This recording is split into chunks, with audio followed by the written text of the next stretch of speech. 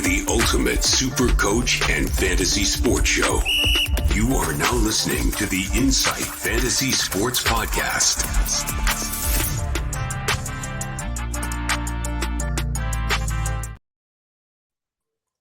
Excited? Yes, I am. This is Insight Fantasy Sport Podcast, NBL Supercoach edition. Hello, I am the Supercoach Hawk, sitting here with my good mate, the SE Mattrix, and Hammer himself has made another appearance because he was just so good in the last episode.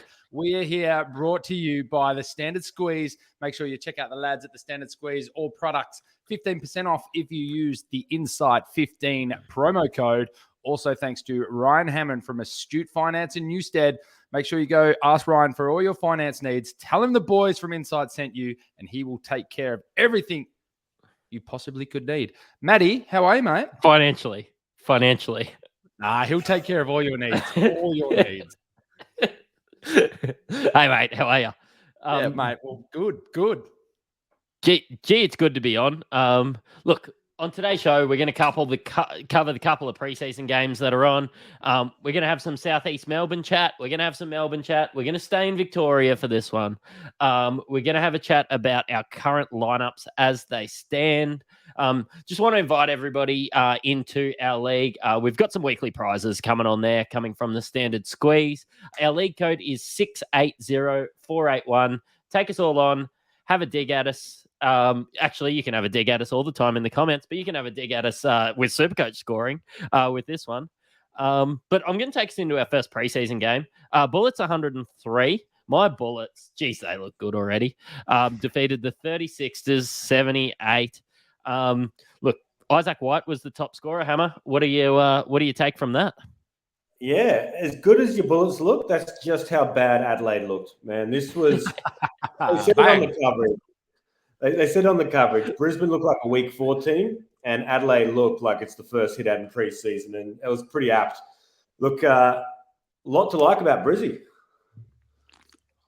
Yeah, it was good to see. Is it Sobey? Can we talk about anybody but Sobey, or are you just going to brush past him, Matty? Well, I think Sobey all of a sudden becomes relevant. This guy balled out, and outside of the whole fantasy lens, and I think it's relevant to fantasy, the structure of this team suits him a lot better. It's going to open him up to be fantasy relevant, yeah? Yeah, I don't think he's going to have to do as much work. Even the way that Isaac White played off the bench there, getting 19, 5 and 2 or whatever he got with a couple of turnovers, I think he's going to give him some relief. I don't think you're going to see a lot of,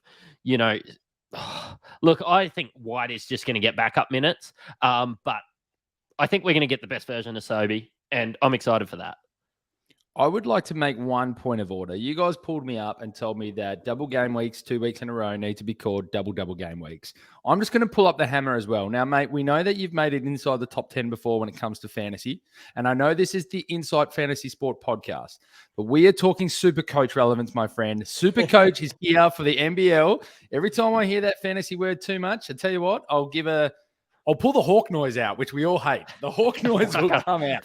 Fuck, I hate that shit. I apologize for getting pronouns wrong, but back to Brisbane.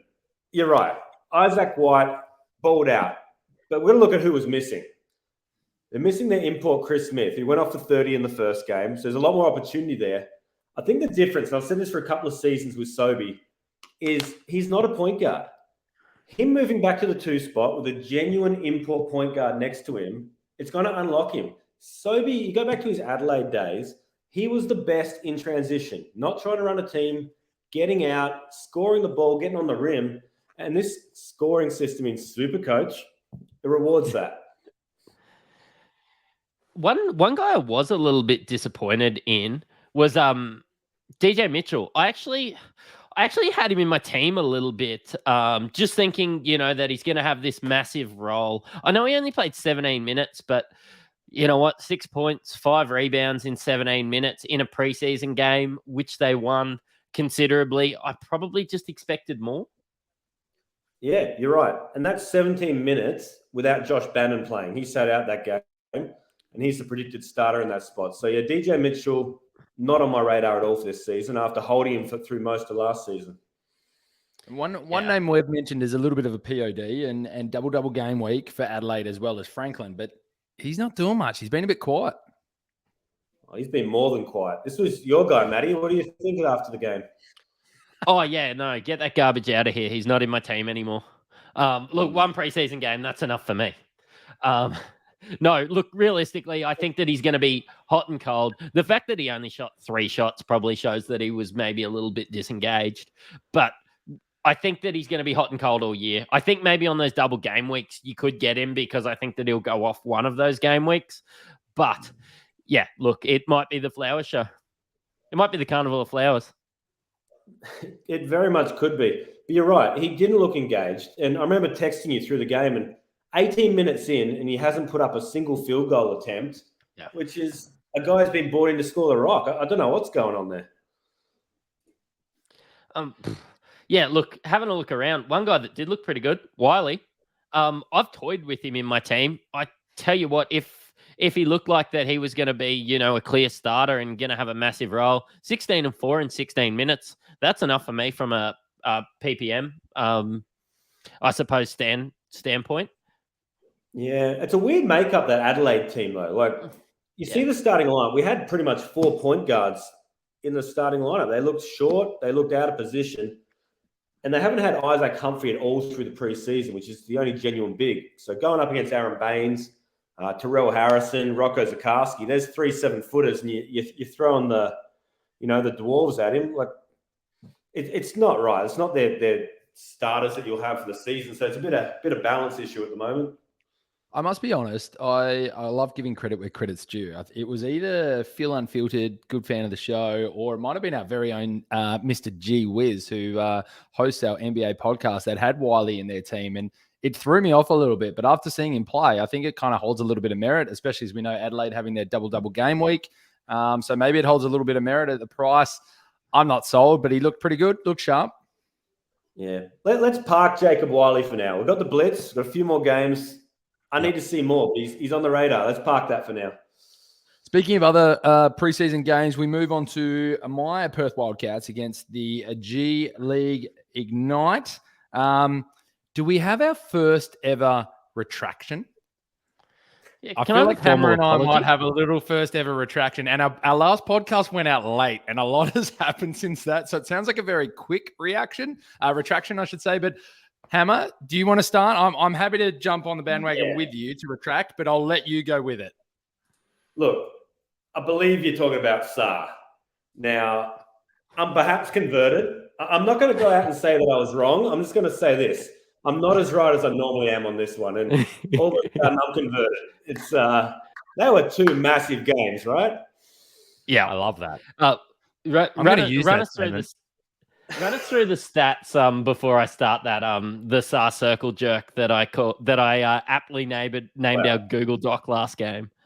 I think the Sarr circle jerk has an extra link after the weekend. So if anyone's got the stats, I'd love to hear them one more time. I've got them. 26 points, 10 rebounds, 3 assists, 6 blocks, 3 steals, 10 of 14. Not that efficiency matters, but I like it. 1 of 2 from 3 and 5 of 7 from free throw at 115K. And a double game week to begin. Is he as much of a lock as Bryce Cotton's 40+ points for week 1? I think you got 2 locks there. A double lock for the want of a better word. But here's where it gets more interesting. We were talking last week with the whole Perth Wildcats roster construction, talking about an extra import to come in, thinking of a 5-man. I think this weekend's probably put those plans on ice. 100. I'm going to go out and say Pinder starts at the 5. He did play on the weekend, albeit 6 minutes. Sarr starts at the 4. The way this guy moves laterally, the way he was defending on the perimeter, the way he can actually step out and stroke the 3, I think that's your 4-man. And there's not a lot of competition. You've got Jesse Wagstaff, who turns 112 next year. Happy birthday, Jesse Wagstaff. Backing up at the 4 spot. I'm going to say Perth sit on this last import spot, and it's a wait and see. We'll fill a different need. No, I think you're spot on. I tell you who is definitely starting as well. He might not be a lock for your Supercoach team just yet, but he's definitely starting for the Perth Wildcats, either at the 2 or the 3, is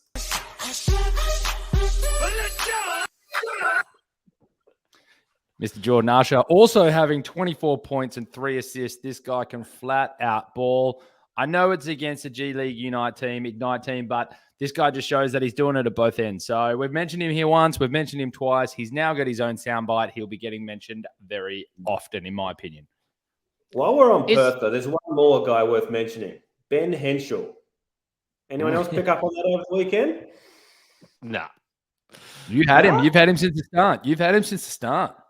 See, I've had him for a couple of reasons. Mostly because he's guard forward eligible and gives me some flexibility for week 2. But I feel we're on a sleeper here. This guy, he played bulk minutes versus Overtime Elite today. Had 17 actual points. John really's high on him. I think for 69K, this guy might be a sleeper. Okay. I think you're going to learn now the love-hate of being on a podcast, Hammer. It's one of those ones where you want to inform the people and give out the love, but at the same time, you want to shut the F up and keep them to yourself. And I think you're onto something there, 100%. Unless it's a red herring. Don't select it. How many Perth, and this might be a question we ask a lot if they're as good as we think they're going to be. How many Perth Wildcats is too many for week 1? 4. That is too many. Correct. Oh, I think you can have. Well, what I'm saying is, I think you can get away with 3. I think there's 3. Yep. I think there's room for 3 on your team. I'm not saying all 3 are starters, but you could have 3 on your team. I think Cotton's a lock.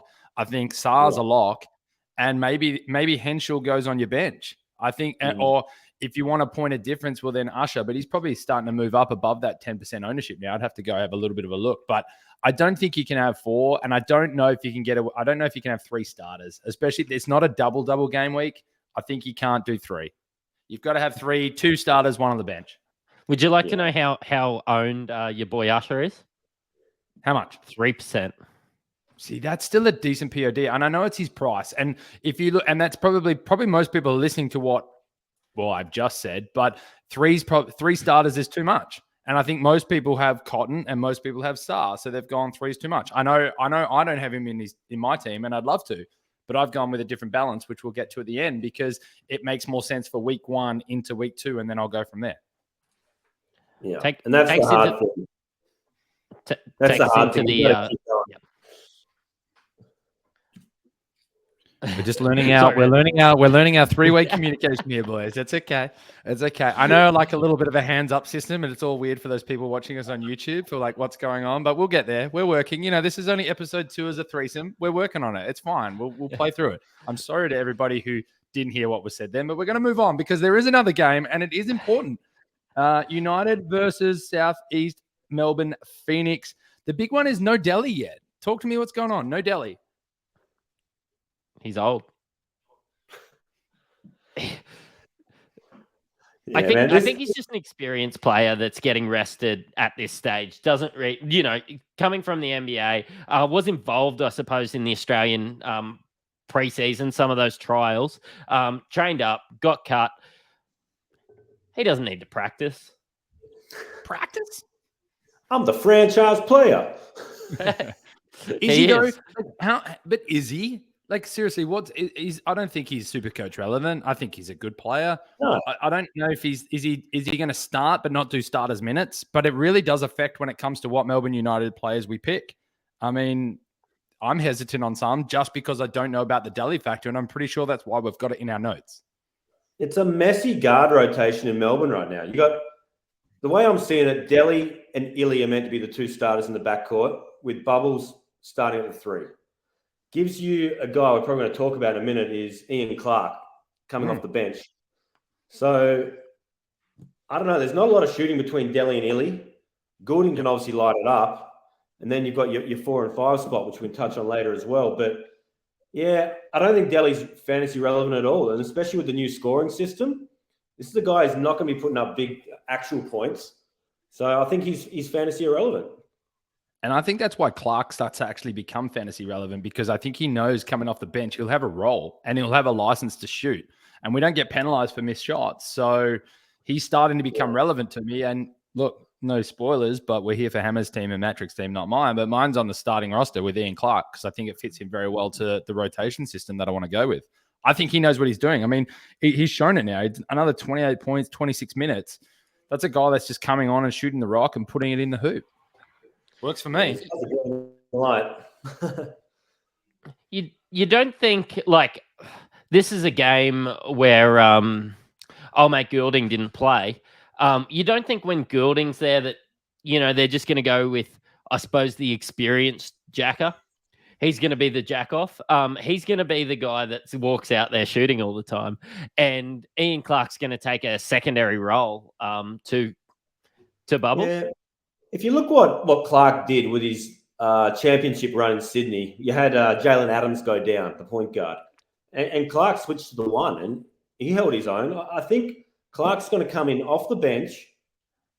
He's going to back up both Delhi, Illy, and Bubbles, play all three perimeter positions, and end up with starter minutes. He's just not going to start on the court. So I think the opportunity is going to be there, and he's the guy they're going to go to when they need a bucket. Yep. Absolutely. Yeah, I hope so. Because it won't be Tanner Krebs. Well, I think you've just opened the door. I think there's three main talking points still. Krebs only going 2 and 4. Travers had another big one though, 16 and 12, and Huck Porty's the other one that's disappointing with an 8 and 4. I mean, let's leave Creek. I think we know Creek and where he's at, and he's borderline probably a lock as well. But where are we going with Krebs and Huck Porty? Because a lot of people are looking to try and either slot them in or leave them alone. Who's got the percentage owned? How owned is Huck Porty? Huck Porty is. Give me a second. I was looking in the guards. He's 16% owned at the moment. So that's lower than I thought, because he was, the way that things were trending, he was a lock to start. But he's failed to fire 3 preseason games in a row, and I'm losing confidence. So I've got him out of my team now. Like this last game, he went 8 points, 4 rebounds in 18 minutes for, 15 fantasy Supercoach points. It's not the production you want out of your starting center. JLA, big news. Vickerman's come out and said he's ahead of schedule. The return is imminent. Won't put a round on it, but as soon as he's back, it's, if they're still in their sweet spot of the schedule, there's another lock. Nah, spot on. I think we move on. And I know there's some Southeast Melbourne players that obviously played in that game that we want to talk about, but we're going to dive into both of these rosters deep now. We want to get a bit of an insight from our two experts here. Let's dive into both of those rosters. We're going to start with Southeast Melbourne Phoenix to cap things off. We know they have a double game week to begin the season as well. Who's the ones that we'll start with you, Mattrix. Who's the main ones that stick out for you? Oh, well, obviously Creek does, but, he's going to have an MVP-like season again. Alan Williams being injured, I suppose, ruins a lot of plans. I know that he was highly owned there for a little bit, and then I got really excited over Gak, but they went and signed Tyler Cook. So, apart from having a really good jump shot in 2K, I'd never heard of him. I know Hammer did a bit of research on him. Tell us about Tyler Cook, mate. Yeah, you're right. I was high on Gak. I brought him into my team, and sitting there this morning, and the news breaks that Tyler Cook's been signed. I'd never heard of him either. Checked his highlights, and he reminds me a lot of Derek Pardon from New Zealand last year. So I've had a look at Pardon's stats from last year. He put up about 12 points, 8 rebounds. Translates to Supercoach at around 21 fantasy points. Is he going to get the same court time? I don't know, but it definitely is going to affect Gak, who I thought was going to be the starter. So there's some decisions to be made there, but that's probably a wait and see. Let's park that again and see how that dynamic plays out at the Blitz. Because at 140K, like the things that you could have done with that extra, even that extra 35K that you're saving from Huck Porty going to Gak, can be used very efficiently. So 100%. What else you got from Southeast Melbourne? There's a few other names that are potentially Supercoach relevant. Go, Rob. For me, like you've kind of touched on the main ones for me. I mean, Mitch Creek is the one. Alan Williams, obviously with what's happened there. Gak was the one that's now the massive. He's a huge watch for me in the Blitz. I don't think the import's going to be that actual relevant. I think he's just going to come in and play a little bit of a role. For me, there's not too much else there. You guys probably know more in depth than I do. They're the main ones that stick out for me, but I'm just the host, boys. You guys are the experts. Yeah. I got 3 guys that I want to talk about. Number 1, Gary Brown. Now, he was injured a lot last year, but he had a massive ceiling. Didn't always reach it, but this guy's his assist numbers are always high. I think he was first or second in the league last year. Has the ability to put 20 points on the board. plays defense in the lanes, gets some steals. So that's a guy that hasn't fired yet in their preseason, but watch this space. There's some big things there. The second one. One thing I noticed about Gary Brown, mate, when I had a look at it from a Supercoach standpoint, like he seems to be scoring those mid-30s all the time, but he had quite a high floor too. He's only had like 2 really low scores in the last little while of like 5. And then all of them, his lowest scores against the teams are like 25, which is serviceable. I think if he was 277K, he'd be a lot more highly owned than he is. But at 325K, like it's so hard not to have Creek and Cotton. I think if he has a couple stinkers to start the year and drops in price a little bit, I agree with you. Gary Brown looks great. Yeah. And he played last year next to Trey Kell. So he's got another import playing beside him this year in Will Cummings. So he played the other night against Melbourne. 27 Supercoach points, 18 actual points. This guy was not efficient at all, but luckily that doesn't matter this year. 4 steals. So I'm not going to be picking him, but there's something there. And the last one was Southeast Melbourne, Ben Eyre. There's a cheapie on the bench. I think he's about 104K, maybe a bit more. All right, he goes. This is a guy who's not scared of the moment. He was in Cairns last year, possibly going to be playing that Kyle Adnam role, just to come in off the bench, bit of energy, jack it up. But he's going to have some games at that price where he can actually get some points on the board. I think what I didn't like about Ben Eyre when I had a look at some of his games last year is that floor was there. Like he had some games that he absolutely didn't score very much at all. But he does have, I suppose, the upside to score 30. He did have one game of 56, once in his career of Supercoach. But yeah, realistically, I probably expect him to sort of get that 15 quite often, which is in and around break even. So he's not going to lose your cash. He's not going to gain your cash. Double game week to start off with. Mate, is Ruben Tarangi on anybody's radar? I have actually seen his ownership, and it's actually higher than I thought. Is it just because he's, people have just seen him in the World Cup? Like, it is a different beast. New Zealand Ruben Tarangi, I tell you what, when he's pumping out the haka before a game, he goes to a different level. He's a different beast, man. This World Cup Ruben Tarangi was what's been promised in the NBL for the last 4 or 5 years. Like, every time, this is a guy that I have a love-hate relationship with, because I get this World Cup thing and I think, man, this guy's going to go. And every single time he shits on me. So I beware. I'm out. I'm not touching that one. Let's be very wary of the World Cup, though, here. This is somebody who started going around on videos. Dare I switch across over to NBA? And people were calling Hollis Jefferson the left-handed Kobe Bryant. So let's just calm down a little bit from what we saw from the World Cup. Because, look, Dennis Schroeder ain't going to be the MVP of the NBA. And Hollis Jefferson, spit out your tongue to compare him to Kobe Bryant in any capacity. Let's be very clear right now. But albeit the highlights were pretty sweet. I'll give him that. But Dylan Brooks, though. Dylan Brooks, he goes to a different level. Canadian Dylan Brooks, I tell you what, if he has a spoon of maple syrup before every game, he's on fire. Tell you what, get the man some punching gloves and a punching bag and he's good to go, isn't he? Just a tough nut. Anyways, guys, we're going to move along. If you'd like to support the show, hit subscribe and like us on YouTube. If you're listening along on Spotify, Apple, Google, make sure you hit follow and leave us a review. We thrive with your support, so please get behind us for all your updated news when it comes to all sports, NBL, BBL, NBA, AFL, NFL. No NFL. We're not doing it yet. We will bring you some NFL, NRL. We do it all. I'm nearly losing it. I've even started reporting on some tennis, and some more tennis stuff might come out soon. But before we get too carried away and start naming sports that we're just not going to do and make everybody work that little bit harder, we will move on to the Melbourne United lineup. I think we've had a pretty good in-depth analysis already, especially with what it looks like from the starters into their reserves. But who else sticks out for you? I mean, we haven't dived into Travers too much in this one. Is he really that absolute lock? Are you guys seeing that it's a no-brainer? You can't not have him? Yeah, I'm going to have him.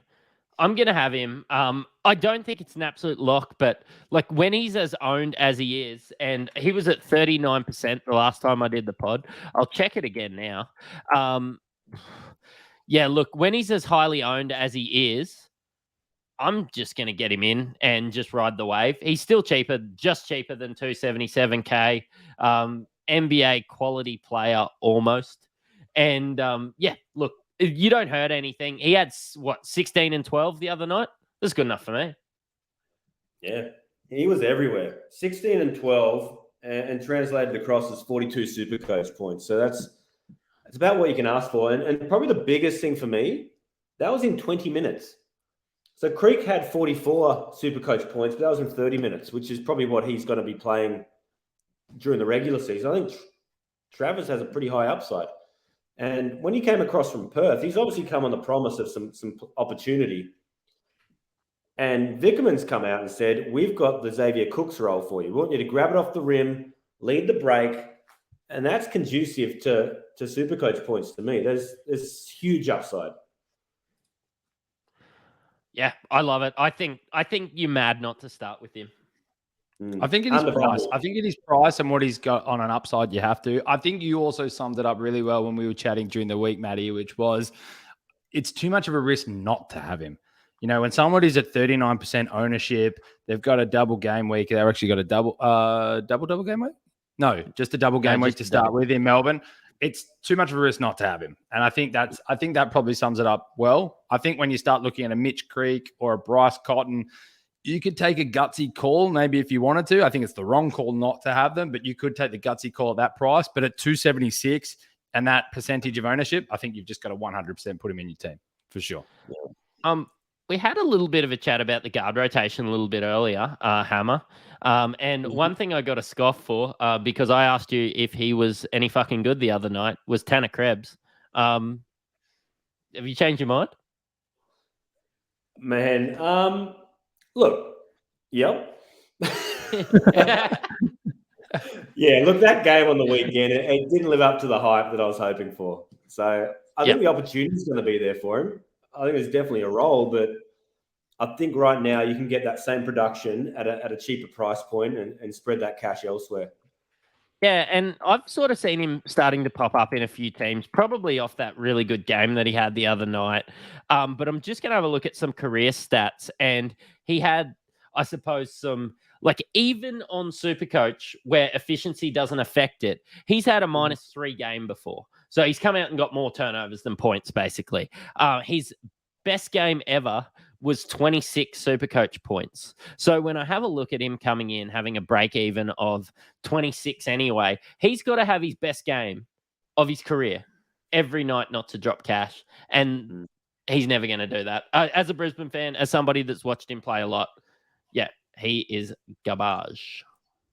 Yeah, and it's a tough one. There's, like we said before, there's a pretty extensive guard rotation in United, minutes to go around. So, won't be featuring in my team. Just back on Travers before, the other thing that makes him very tasty is the guard forward eligibility. Gives you the flexibility to massage him into those single game weeks and keep him on your bench. Giggity, giggity, giggity. Oh, just heard massage and just got a little bit excited there for a second. But yeah, no, it's a really good point. I think you guys are raising some really good points. How much does JLA being on time really change things up for your thought processes here? Because that just changes their rotation massively with him in the side. It also changes the offensive end productivity from some of these players as well. Is it just to really watch this space to when he's coming back in? And then who do you think then really drops off if he comes in? Other than Huck Porty, obviously. It's Huck Porty. It's only him? Do some of the guards limit their numbers, or do assists pick up for a particular player because he's there? Or look, I'll tell you who misses out. It's anyone who wants to get a shot up, because JLA has never seen a shot he doesn't like. This guy is a black hole. You throw the ball in and you never see it again. It's going up, which is fantasy gold in this, because he's going to put some points on the board. He's going to block some shots. He's going to rebound. And he's that mid 300 price? Yeah, he's 353. If he comes back while Melbourne's schedule is still strong, I'm going to be moving a lot of pieces around just to get a piece of that. Giggity. Is that when you start looking at like Travers as well, that his rebound drops off? So instead of him going 16 and 12, all of a sudden he's going 16 and 6. Like, do you know what I mean? When he comes back in, and maybe his price has hit that little bit of a ceiling, the break even starts to rise. You see a JLA come back in the team. Is that when you start to go, okay, now I start to make some moves? Yeah, it's probably sometime you start to cash in. Yep. Cool. Can I talk? Go on. Depending on when that is, you just got to pivot. So Travers gets your price rise. We're starting to look in the middle of the season then. Cairns is coming on strong for about 5 doubles in a row. So we need to start looking ahead to that. Great call. You go, Matty. Can I cover somebody that's 13% owned? That if you take anything away from our podcast, I want you to take that do not have Brad Newley in your team. He's 13% owned, 47 years old, receding hairline, makes Hammer look like makes the Hammer look like Goldilocks over here. Look, realistically, he's only owned because this new brand of Supercoach has brought some new people, and they go, Brad Newley, I saw him play in 2013. He was pretty good, eh? Yeah, but that's the only reason. Hold on. Right? But let's not forget, this is what you've got at the moment. You've got a lot of people who are AFL and NRL Supercoach fans who love getting involved with this and bring it across. Like I'm one of those, like come across. I'm obviously an NBL fan as well, but some of these are really not. And they are looking at names that they remember from mid 2010. And they're like, Brad Newley, wasn't he a starter back of the day? And he was a baller. Let's go. They are thinking that. Majuk, I've heard of him before. He's 69K. What? I'm getting one of my rookies who's just going to go amazing. He's not a rookie. Like, do you know what I mean? And he's not going to get you any points, but you know, that's what people are looking at, and that's where they are probably going to get a bit hurt. And hopefully they are jumping on here. And you know what? Maybe we will throw out a quick couple of videos, which are your must-haves and you must stay away from. And let's be honest, the amount of teams that we're seeing at the moment, they are pretty stock standard for round one, but that's okay. Stay stock standard for round one. It's what we do, and why you listen to this podcast is to get the right trades at the right time. That's what's going to separate everybody here, not what your team looks like in round one. Don't go all crazy with some PODs. It's not the right move. Can I tell you something about Brad Newley? On January 5th, the Knicks traded for the draft rights to Brad Newley. The Knicks got Denzel Valentine, the draft rights to Wang Zelen, and cash considerations where the Cavs got Rondo and the Lakers got a guy called Louis LeBerry that I've never heard of. So, the Knicks have his draft rights if ever they want to recall the 38-year-old Brad Newley. All right, boys. Are we moving on? I want to be clear that we kind of keep these under 45 if we can. We've got some good content still to push out. Are there any must-mention players that we haven't mentioned from United before I move on? You first, Hammer. Look, it's not a player, but it's Dean Vickerman. The Vickerman effect will get you. This is a guy who will play everyone 15 to 20 minutes and will just shit on a guy having an amazing Supercoach game. So just buyers beware. 33 minutes, Nathan Brain, mark that point. We'll be getting that out as a video for sure. The Vickerman effect, I love it. We move along. I want to mention our Discord. Make sure you join our Discord. It's free. It is free. Jump on board. We have over 100 people in this community chatting all sports, rate my team, expert comments. The beautiful thing about our Discord, other than the fact it's free, is at one of us, and we will be in that conversation before you say Vickerman effect. All right, we will be in there and chatting with you all. So we encourage you all to jump in our Discord. If you like all sports, all our sports that we cover are in there. Jump in, have a chat. There's some great bants going on, but a lot of expertise as well when you are trying to build out your winning Supercoach team. I want to dive into where our teams have got to. I think we are starting with Hammer first. Since our last episode, Hammer, have you made any changes to your team, and what are they? I have. I've jumped on the Sarr train. So I've brought him in at power forward, and I've got Gorjak Gak. Huck Cordy's gone. For anybody watching us on YouTube, or I should say for those not watching us on YouTube, Matty O'Brien's smile has just gone bigger than a Cheshire cat. He looks like a reverse Dickie knee with a little bit of a head bobble going on for anybody of my age demographic. There's a lot of excitement coming from there as he scales down his 4-1 cup thanks to the standard squeeze. There is Your so thoughts, much. Matty? I've never seen it before. Your thoughts, Matty? Mate, look, I don't know whether Gak or Huck Porty's the answer. Gak is good on a PPM basis. I wonder if you're going to change that before the start of the year. Yeah, look, you're probably not wrong. I just keep thinking back to the end of last season in Brisbane when Baines was out, and you're right, points per minute. Gak was all over it. And what I love about it, his game is so simple. He blocks shots, he rebounds, and he runs rim to rim hard and catches lobs. There's nothing, too fancy about it. So it's going to translate. It's just whether he gets the minutes. Yep. Agree with you. And it's great to see Sarr in your team. I know you've got a few cheapies on there. And of course you've got like Cottons and your Creeks and your Travises and all that already in there. So you want to go through your team, Hawk? I'm up. Let's do it. No major changes for me other than we did the retraction at the start. So Sarr is sitting in that starting center position for me. You can bobble away, Mr. Dickie Knee again. I've got Gak on the bench at the moment just because it's going to be a watch this space. But yeah, look, I think that'll be the move. I'll be looking out for some cheapies as much as I can to try and take that spot. And so that's what I'll be watching so closely in the blitz and listening to you boys on who I could possibly pick up in that backup center position or bench position. The one for me that I've gone with, and we've sort of talked about it on this show already, is I've actually thrown Ian Clark onto my starting guards now. I couldn't afford Usher. I don't even think I'd probably would if I could. I've thrown Travers and Creeker up in the forwards. I've got Cotton sitting there with Clark, with Sarr in the starting position. The reason for me with Clark, he's sitting there at that 226. I like that they have a double game week to start with. I think he has a role, and it's an offensive role, and that's what we want when it comes to Supercoach. And it also allows me to make a beautiful move come week 2 where I throw Flowers into the starting position and I throw Clark to the bench when Flowers has his double game week. And I'll probably be looking to move Cotton for someone like a Jalen Adams when Sydney have their double game week. So it's very much a balance thing for me and a movement thing for me rather than I think he's going to be this flat out scorer come week 1. So that's me. I like it. All I heard was Adams is a poor man Nathan Sobey, but that'll take me into my my lineup.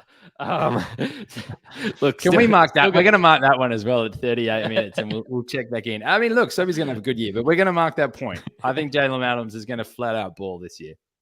I'm starting off with Cotton and Creek, obviously. Still got Travis, still got Huck Porty in there.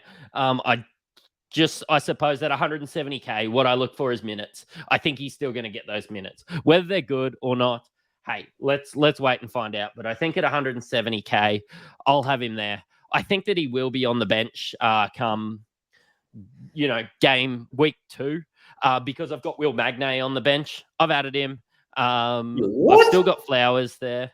Yeah, I've got Magnay sitting there. I've went from Hunter over to Magnay. Let's just see if he's back week 1. Let's just see what happens. He's going to get some minutes.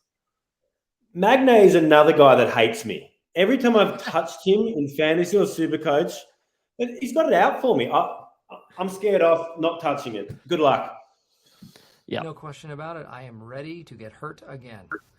That's exactly what it is. Look, I'm going to give him a chop. He's of the NBL, and everybody who's an AFL fan out there knows exactly what I'm talking about. Just be careful before you touch that. But hey, look, it's a name that we haven't mentioned, and that's what this podcast is about. We can't wait till episode 5 when the Mattrix doesn't have Magnay on his side anymore. Hold on to him and stupid. You're backing me into a corner. We're mentioning another name. It's all good. I already had Sarr in my team, so I didn't need to add him before he's 20, after he's 26, 10 blocks and, 3,000 Supercoach point game. I've still got Bannon. I'm a bit scared of Ulbrich still, but he's there. And I've got Taron Armstrong there, so we'll see what happens there. I have been toying with Gap, but that new signing just ruins him for me. I just tried to find an alternative, and Will Magnay is going to be playing starters minutes. So. Just having a look. Have you got cash sitting there? Have you got a bit of cash? Yeah, I might have a little bit. Because I'm just having a look. You've got a 172 at the starting center. You've got a 115 at the starting forward. You've got a 172 on your bench. The rest are sort of 69 other than Flowers. We just kind of here at Insight Fantasy Sports. So I have 56K sitting there. Oh, so you're close. So you could throw like a Clark in your lineup. You could throw you'd be close to putting, if you went a cheapie on your bench at the center and you threw Sarr into your center, you could throw like an Usher into your starting lineup as well, or even a 277 if you've got a bit of money. So there's a few options there for you. Not really. I really struggle with Huck Porty being that 170K. I could move Sarr down, you're right, but I'm not really saving much because I've got those 369K players there. And I don't really want to start with Flowers. Yep. Okay. Yeah, I really struggle. I've got a bit in the bank at the moment, but I've got a bit to play with. I look at these 220K guys and I don't see any value outside of just getting a Next Star or something like that. That's what I'm struggling with. No, very good. This is why we do this early. I like how we make our little changes. It shows how much we can't help ourselves but move in and out with not many games to go off either. We know we've got the NBL Blitz coming up, and that's going to be a massive eye watcher for everyone. We're going to bring you the update. So if you can't get to the games, we'll give you what you need to know. So make sure you're listening in. I want to do a little swing around the room. We'll start with you, Hammer. Any final words, mate? Yeah, Saturday night I'll be there at the Blitz. Double-header, JJ's versus Southeast Melbourne, Melbourne versus your Brisbane Bullets, Matty. So I'll have to report back. We'll get courtside, and I'll let Vickerman know that we're coming for him. Just get courtside, thanks to Inside Fantasy Sport. No, you must have some serious contacts. Yeah. Not courtside. I'm in the nosebleed seats for $15. Yeah. It's that massive library you've got there behind you. I know. You're sitting on a gold mine. It's fine. For $15 at the Gold Coast Convention Centre, you're actually courtside. So, yeah, I don't think I'm even in the show court. It's over to you, Mr. Mattrix. Any final words? Yeah, maybe get in the comments and let us know whether you would go Bolden and a 58K guy, which is probably right now just a bloke that's not playing at all, or whether you'd go Magnay and Ulbrich. So that's some decisions that I've got to make because I can't do both. So yeah, I'm interested to see the listeners' thoughts between Bolden and a 58K scrub, or Magnay and Ulbrich, which Ulbrich himself could be a fantasy scrub. Yeah, I'm not sold on taking the donuts yet. That's for me. That's the way I'm going to play it. Not just yet. I think there might become a time and a place where I need to put a donut on the bench for a week because I might be able to fill with a lot more stars and just get that player that you need slightly over the edge for a 1 weeker. But for now, I'm going to look at the cash and get as much of a price rise as I possibly can. Guys, been an absolute pleasure. I feel like Hammer's got one more thing to say there. Hammer's got one more. Go, Hammer. No, all good? I got nothing. I saw you sit forward. I saw those biceps flex. I got intimidated. I thought I might just throw to you one more time, but you go. I'll give you one more cheapie. This one's for free. Menenga on your bench, Matty. Have a look at that. Is that Mal's son? Mal Meninga? It's close enough. Matty, don't ruin a good thing. He's given a free stat. We like it. We're going to be going and looking him up. I have no idea who it is, but that doesn't say much. Anyways, guys, it's been an absolute pleasure. As always, until next time, this has been the Insight Fantasy Sport Podcast. Peace out. Cheerio.